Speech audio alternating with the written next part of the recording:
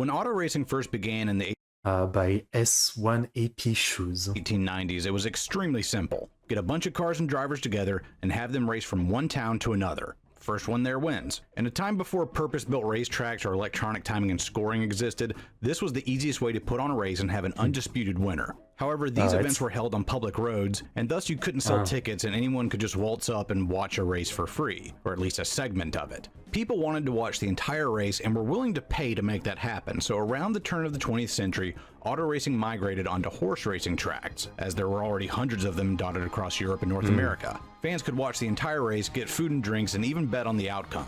And the best part was, all the infrastructure was already built. In the span of less than 10 years, motorsports went from almost unrecognizable to looking exactly like a modern racing event today.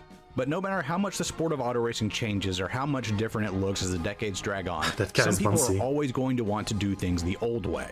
Even to this day, there are still racing divisions that host races on those same horse tracks from the 1900s. Some people who insist on racing in the old styles are just in it for the nostalgia. Others are purists and say that's the only real form of racing. But most see it as an old art form that deserves to be preserved and continued at all costs. Thus, some drivers still held on to the point-to-point style of racing that had started it all.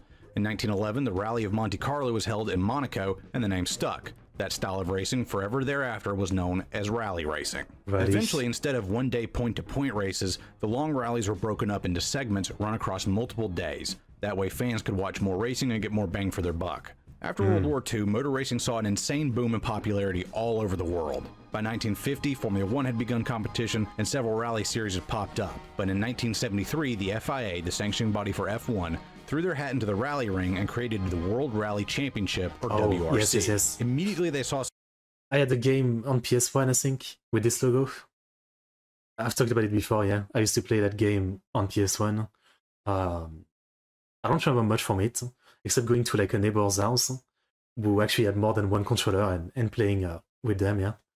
Success as they gained the rights to the Rally of Monte Carlo and many other major rally races all over Europe, be it in the paved streets of Monaco, the snows of Finland, or the mud of Sicily. The WRC did it all and had one of the most challenging schedules on the planet. Soon, rally racing was becoming more popular than Formula One, because unlike in that series, all the cars in the WRC were stock cars anybody could buy straight from the dealer's lot. The WRC had a rule that in order to race a car in their series, a manufacturer had to produce at least 5,000 units for commercial and private sales. This rule made the Lancia Stratos one of the most recognizable race cars ever made, and it won the WRC's championship top division 3 years in a row, from 1974 through 1976. Even in America and other places where the WRC didn't race yet, people knew about the Stratos. Kids had posters of it on their walls. Those lines are unmistakable. Yeah, actually I'd never seen this before, but this looks like a very advanced looking car for the 70s, right? That's really a cool body. Seriously. Look at that thing. However, by the time the early 80s rolled around, there was a problem with the WRC. The numbers of divisions or groups they ran were too specialized and too restrictive for the automakers to justify manufacturing 5,000 units necessary to meet the WRC's regulations. Also, the 6 groups they had hamstrung the teams with tons of rules in the way. So in 1982, the head of the FIA, Jean Balestre, made a radical move. He condensed down the number of groups from 6 to 3. 2 stock divisions would remain, but the third was something entirely new. Usually when a sanctioning body is trying to win over teams and factories, they introduce new rules to cap costs and keep them happy. But this time the FIA would take away the rules and say anything goes. So long as the car has 4 wheels and the engine breathes air, you can run it. For the 1982 season, the FIA and the WRC effectively threw the rule book out of the window and said, let her rip. Fuck. So that means that people can, like, they can modify their car to the max. Okay, I mean, once again, like, look at this, I mean, if something goes wrong, it's like dozens of people that are dead. It's so fucking scary.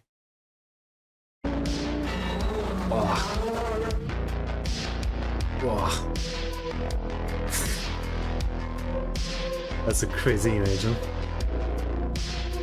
I would never trust anything that Group much. B, as it came to be known, was pretty much the Wild West of auto racing, only really matched by the insane northeastern supermodified scene back in the United States.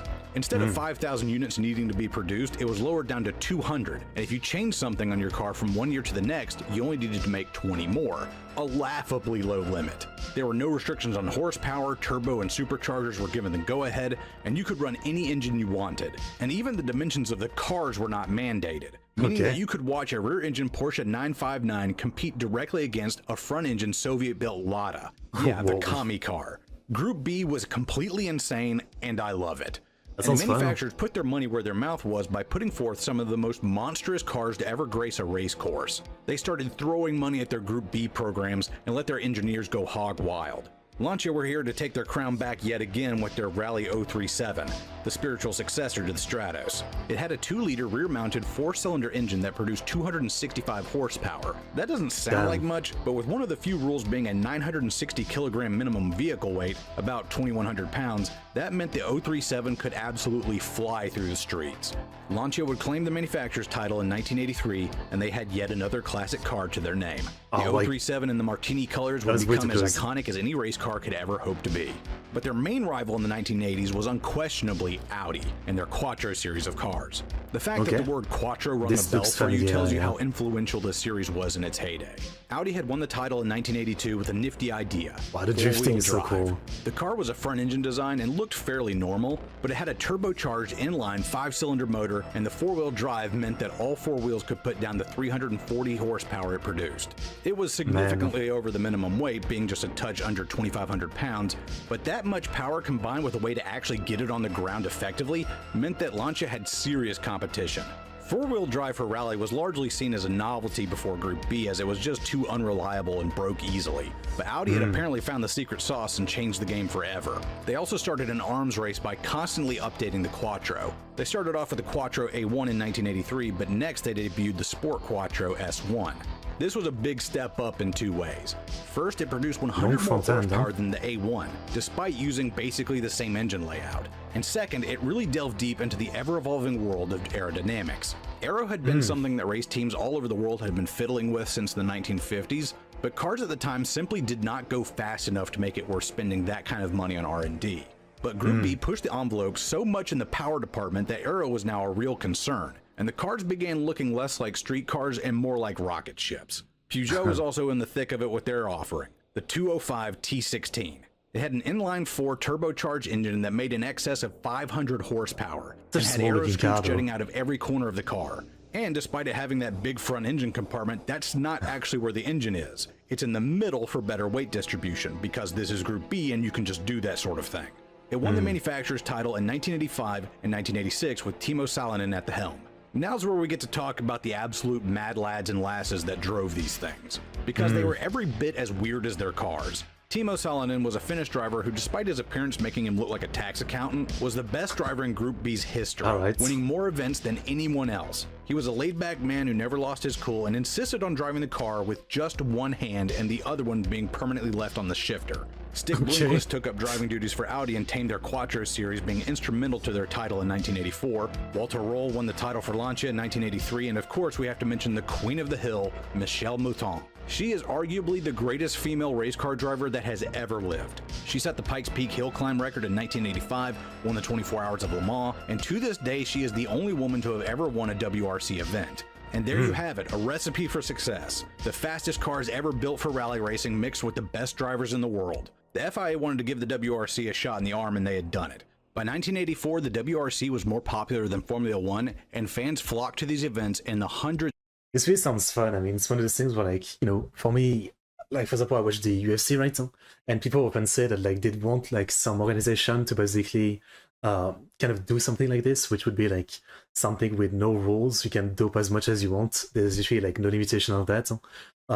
And, you know, there's, like, less rule in the fight. It's, like, literally, like, let people, you know, fight, not to the death, maybe, but, like, fight, you know, as dirty as they want or something. People are advocating for that sometimes, and I'm sure in every sport there's probably like a portion of the fan base that will say something like that. But in most sports, it would not actually work for many reasons, or it would actually be terrible or something. But I guess looking at this, yeah, this seems pretty fun. Though I'm guessing, is this still a thing? Or is it gonna say like it died or something? Group B? Because again, like this idea of just, like barely any rules and it's just about the maker making like the best possible car with the most insane things. Sounds very fun. I mean, I don't know. Like the unrestricted nature of something like this is very fun. Of thousands. Sometimes as many as 400,000 people would buy tickets to see these cars and drivers in action. There were very few, if any, crowd control measures in place for Group B events, and those 400,000 people got to How many people died? That's my question. How many people in the crowd go died? somewhere. So people would crowd the racing lines and even stand on the track itself just waiting to get the perfect vantage point to see these race cars do their thing. Some of these videos are just jaw-dropping to watch. It's like the automotive equivalent of the running of the bulls. I don't even know how the drivers or their co-drivers managed to see the road ahead of them. What I can't believe is like both the fans that are insane enough to be on the track like that, with something coming at you at like 100 to 150 kilometers an hour or something, but also the driver, right? They don't even brake. They like, it's both the fan trusting that the driver is not gonna fuck up and everybody's gonna die, and also like the driver believing in like all those random people are not gonna be stupid enough to stay in the middle and move out of the way in time, because the driver are not slowing down. I mean, he has pedal to the floor to the max. It's unbelievable the trust that they Nixon have. crew reported that after a segment had been completed, they would find bits of clothing and hair stuck in the grille and wings of their cars, body panels splattered with blood, and even fingers wedged into the air ducts. Group B was absolute mania. The coolest race cars, the best drivers, the most rabid fans on earth, everything had worked out for the WRC and the FIA beyond their wildest imaginations. What could possibly go wrong? Well, finger being stuck in a car is already something. But people are definitely gonna die. That's what I assume. All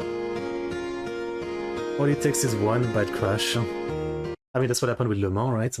Like in the 50s or something. Le Mans is, this crazy 24-hour race. And there was a massive crash or something. And like dozen, if not like close to 100 people died in one car crash. And that basically like banned like racing in many countries and stuff like that for like a long time after that, and it was really like a big deal. By 1985, these cars were so fast and there were so few rules in place for safety that even the drivers were starting to voice concerns. Also, isn't this the same thing that happened with NASCAR, right?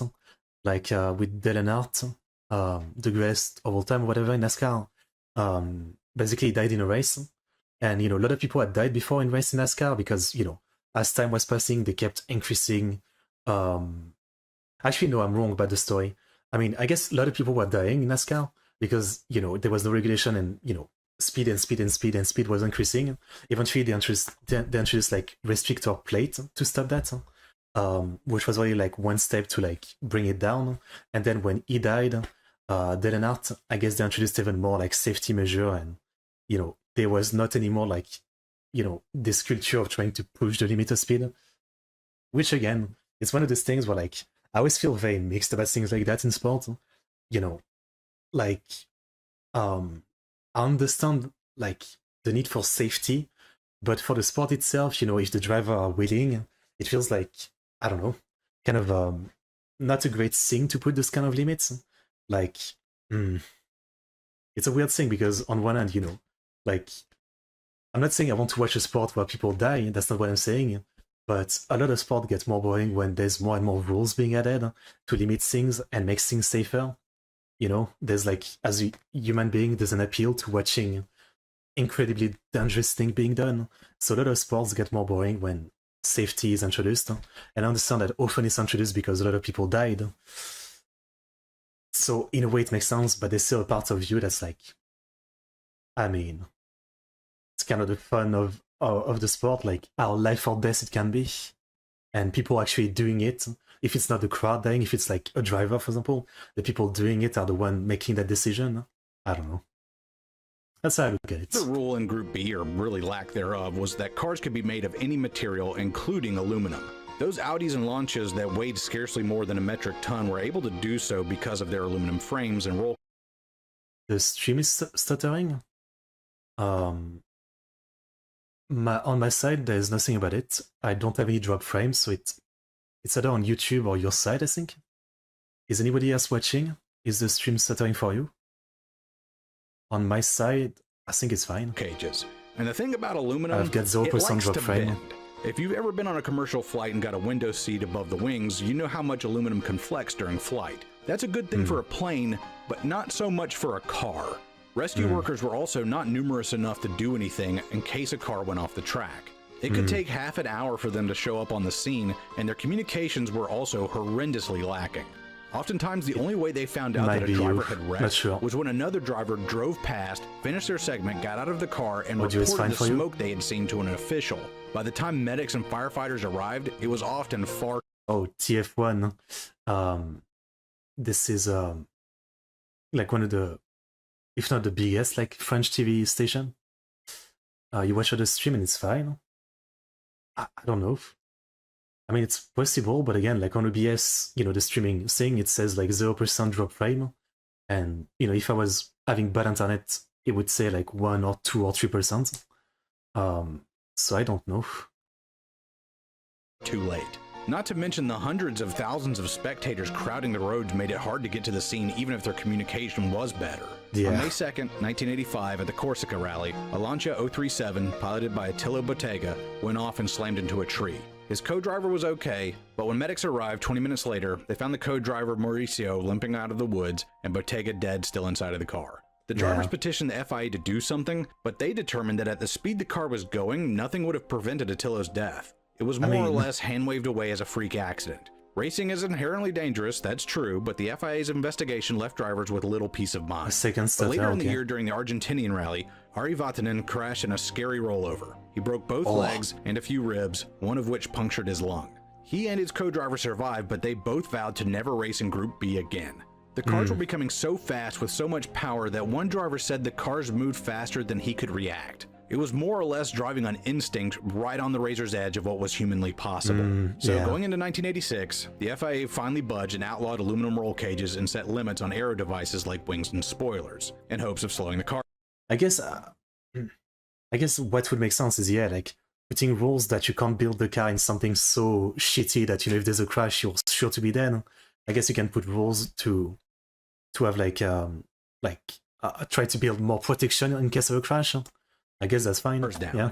But everything else remained the same. No limits on power and no crowd control measures. Because coming in 1987 was the new Group S division, Group B's replacement. Here there would be virtually no rules. Manufacturers only needed to make 10 road cars to reach the production limit, and the automakers were already developing their new round of supercars. In March 1986, the Portugal Rally was held, and the country had already become a hotbed for gearheads of all stripes, and now Group B would get their shot at glory in the country. People flooded the streets, and the first incident of the rally occurred when a cameraman was basically pushed into the line of fire, and Timo Salonen damn near ripped the man's hand off with his car and completely destroyed the $3,000 camera. The next accident would not be so lax. Joaquim Santos, a native Portuguese driver, started off in his Ford RS200. Wanting to see the hometown guy rip through the streets, people crowded more and more onto the course. At one point, a spectator jumped out onto the track and Santos swerved to miss him. He then overcorrected and the car slid broadside into a group of people. His Again, like this part of it, yeah, that's the thing. I understand, like, this is how it works and that's how people want to watch. Like, on one end, again, like, if everybody present knows the risk and is okay with it, whatever, right? Like, the driver knows that one mistake and they might kill people or kill themselves, and then the people, like, literally standing next to the track should know the same. As long as it's like that, I guess I understand. But at the same time, I'm sure that, like, every time an incident like that happens, people are gonna sue, even though they were the ones standing there like an idiot, right? So eventually that probably brought down the Group B stuff, yeah. Or cave diving, yeah. Yeah, I used to watch a lot of stuff about cave diving accidents. I mean, I've always had claustrophobia, so cave are terrifying, but it's one of those things where, again, like, I may not understand it. You know, I may not understand standing right there or going into a fucking cave. But again, if it's like a full adult making that decision, knowing that they might die, then I'm fine with it. Again, like let people do what they want, I guess. Yeah. Co-driver Miguel Oliveira said that in Group B, the cars were so fast that he just had to look at his notes and feel the track turn for turn. But in this instance, he suddenly felt thuds and bumps as the car careened into the crowd. 32 people were injured and 3 people died, including a mother and her 11-year-old son. And not to be that guy, but like, okay, I'm gonna be that guy in victim blame. Like, you took your fucking son and you weren't like in a safe spot behind barricade. Like, come on. I don't know. Like, it's still sad, right? Like, it's a stupid fucking mistake, but again, like, that woman probably took her son and stood in the like side of the road thinking that everything was gonna be fine. I don't know. Disgusting move, the FIA continued the race and did not tell the other drivers what had happened. When the drivers completed the segment and got told what happened, they banded together and vowed to go on strike to stop the competition. I'm pretty sure that's what happened at the Le Mans disaster at event. Like, even after like 80 people died or something, they continued the race and finished it. And some guy won. But the FIA kept things going, and Jean Balestre said he would punish any driver or manufacturer that walked out. At the Corsica rally just 2 months later in May, Henry Tovinen and his co-driver Sergio Cresto were putting on the race of their lives, winning stages left and right. But on the second day of competition, their Lancia went off at a point where there was no guardrail, and it flew off of a steep hill. The fuel tank immediately ruptured, and a ball of fire erupted from the crash site. Drivers completing the segment reported to officials that they'd seen black smoke in one of the turns, and by the time rescue personnel got to Henry and Sergio, there was nothing left of the wreck except a charred frame. Now inaction was borderline criminal, and after international pressure from drivers, manufacturers, and governments, Group B was immediately banned from competition and never got to see the light of day again. And it's I guess, you know, if it was like this once in a while, fair enough, but like the way they described it, it was like over a couple months. People are constantly dying, so I take back some of what I said. I guess it makes sense to try to stop it there, yeah. I guess I get it. Group S was scrapped entirely. Ready after Group B. After Group B's disbanding, Group A, the more strictly stock division, picked up the banner and marched forward. But this time with the restrictions and safeguards the drivers of the 80s had wanted. Now there were crowd limits, they had to be kept further back in most areas, and rescue personnel were more numerous with helicopters in the air and radio communications opened up between them. Now if a driver went off, their officials would know about it immediately and be able to send help within a few minutes rather than half an hour. Even still, rally racing remained popular all over the world. The Subaru Impreza WRX and the Mitsubishi Lancer Evo became classic cars, and their computerized traction control systems and driver assists are commonplace on road cars today of all makes and models. The features... I guess rally is still super cool, even though I'm not someone who's ever even watched a full race or anything. It's still super cool, but again, as always within the sport, there's an appeal for like there's an appeal to the like unmoderated, no rules kind of version of it, you know, like the idea of pushing human limit or something, you know, no matter the cost or the danger. There's an appeal to it, no matter what. Yeah. You take for granted in your personal car, and the safety precautions in place at every racetrack today were earned out there on the ice, snow, gravel, and dirt stretching from Portugal to Corsica, from Finland to Argentina. People had to pay a high price for those things. And if there's any silver lining to Group B and rally racing as a whole, it was that they have saved countless lives through these technological advancements. The WRC is still competing today, and the envelope is still being pushed, but with the proper safety measures in place to make sure we don't repeat the same mistakes. And even with all the new rules set up, limiting horsepower and boost, and making the cars sturdier with steel, if you watch a modern WRC event, you can see that the true spirit of Group B never completely went away. Still looks kind of crazy, yeah. Okay, I guess it's still kind of crazy. That's the way to close. Today, the cars have a lot less horsepower, but they're actually faster than their Group B brothers, if you can believe it. And with modern seats and belts, they're safer than ever. There's never been a better time to be a rally fan, with cameras broadcasting every angle of every stage. And yes, you can still get uncomfortably close to the action if that's your thing. For any of my European fans watching this, y'all got it pretty good over there. So I guess I talked too soon. Maybe like things aren't that different in the other group thing. Again, I'm not super familiar with rally. Don't forget that. Anyway, I'm Slapshoes. Thanks for watching, and until next time, y'all take it easy. I mean, it still seems sick. It still seems pretty sick. Or if there's been much less then since then, or if like, you know, in Group A things have been perfectly fine, and with the evolution of things there's no more deaths. Like I was talking about the NASCAR change, and I believe since like, you know, the death of Dell and Art like 20 years ago, and the big change in safety, there's not been any more deaths, right? I think. So maybe, yeah, they managed to really solve things. Yeah. But again, you can't help but think of like, you know, this appeal of like with the evolution of technology, yeah, like, you know, if it was still the same way it was with Group B, like this no limit way of building the cars with no idea for safety, but only for like more speed and maneuverability for the track or whatever, like what kind of next level we would have gotten to today? Or if maybe we would have gotten to a level where, yeah, like literally like human driver could not keep up with the actual technological advancement anymore. And so there would have been a limit. It's always like the idea of like how much can you push human limits, which is interesting. Yeah. Okay, super interesting. Super interesting and very crazy stuff in Group B. Huh? Alright, great video. Great video. Okay, well,